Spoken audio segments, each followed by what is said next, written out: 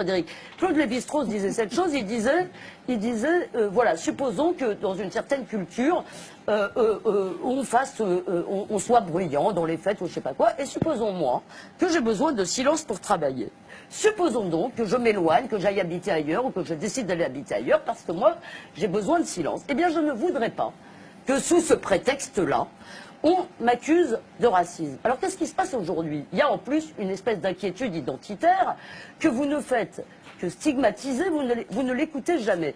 Ils ont tort, ils ont raison. Des gens ont peur, voilà, que leur pays change trop, non pas à cause de la couleur de la peau de ses habitants, ça je ne crois pas, mais parce qu'ils sont attachés à un certain type de mode de vie, à un certain type de rapports sociaux, à un certain type de codes sociaux. Ils ont raison, ils ont tort, je n'en sais rien. J'aimerais qu'on puisse discuter de ça. Mais je pense que la prise en compte de la complexité, de la nuance est importante. Si vous traitez de raciste toute personne qui pose des choses pareilles, si vous traitez de raciste toute personne, si vous voulez, qui dit qu'il peut y avoir des problèmes avec l'immigration, alors les gens vont finir par se dire que c'est pas très grave d'être raciste. Moi, je ne confonds pas raciste et assimilationniste, par exemple. Hein. Je pense que vous parlez de gens qui aimeraient que les étrangers qui viennent épousent, je ne sais pas, le mode de vie d'ici, la culture d'ici, un peu plus.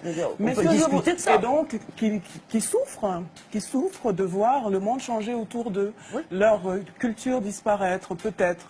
En tout cas, être menacée d'après eux de disparition. Moi, ça m'intéresse beaucoup, cette réflexion-là. Parce que si on l'amène jusqu'à son terme, ou bien si peut-être on commence par le commencement, on dira que les subsahariens d'aujourd'hui, par exemple, ont vu déferler sur eux un monde qu'ils ne connaissaient pas et qu'ils se débattent toujours avec. Hein? C'est ça, la colonisation. C'est la disparition du monde connu. Et on ne peut pas avoir fait ça à tant de cultures et se dire que jamais une addition ne vous sera présentée.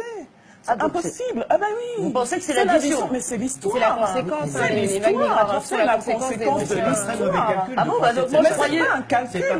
Je pense que c'est le fait. Je pense que c'est un fait. Je pense que les gens ne comprennent pas le monde dans lequel ils doivent vivre dans certains espaces et qu'ils pensent que ce sera mieux ailleurs. Ils n'arrivent pas à savoir quoi en faire de ce monde qu'on leur a laissé et dont ils n'ont toujours pas les clés.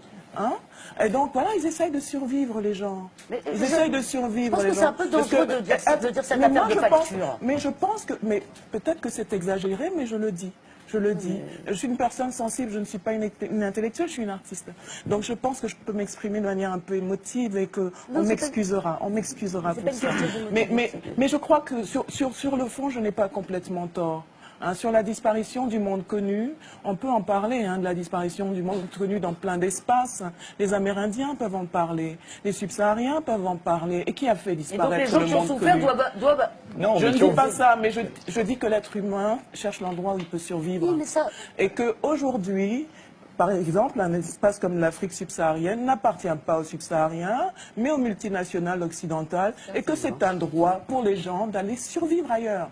Et c'est cet ailleurs, c'est l'Europe, pour eux, de manière logique, ils vont venir, et ils vont venir avec leur bagage identitaire, ce qu'il en reste du moins.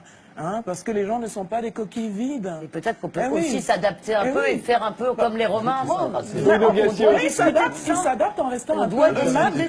Ils s'adaptent en restant un peu eux-mêmes parce que c'est tout ce qu'il leur reste. Ce petit bout d'identité. La discussion. On peut en parler, mais quand on parle de cette disparition du monde connu, on ne dit jamais ça. On ne dit jamais que d'autres l'ont vécu avant.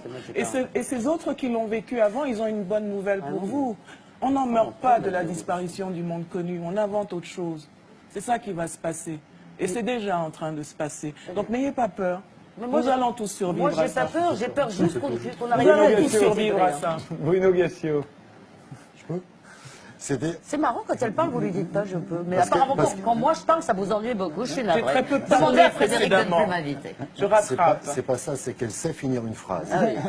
Et elle a appris à finir une phrase. Oui, mais moi j'ai pas appris. J'espère que vous m'apprendrez à faire des bonnes blagues et à finir mes phrases, Chabrol.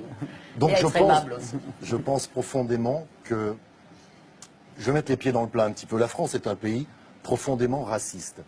Et on en a, nous les Blancs, je veux faire, le côté raciste. 400 ans d'esclavage 350 ans de colonisation, ça ne s'efface pas comme ça. Et on a toujours le sentiment, nous, Blancs, que l'on doit aider le noir à s'intégrer chez nous. On doit aider l'arabe à s'intégrer. On a une espèce de paternalisme qui traîne comme ça, toujours. Je vais vous raconter une histoire d'un ami à moi que je ne citerai pas parce qu'il ne m'a pas autorisé à le faire et qui ne sait même pas que je veux parler de lui, qui est chirurgien. C'est un très grand chirurgien. Il change le cœur et les poumons des gens.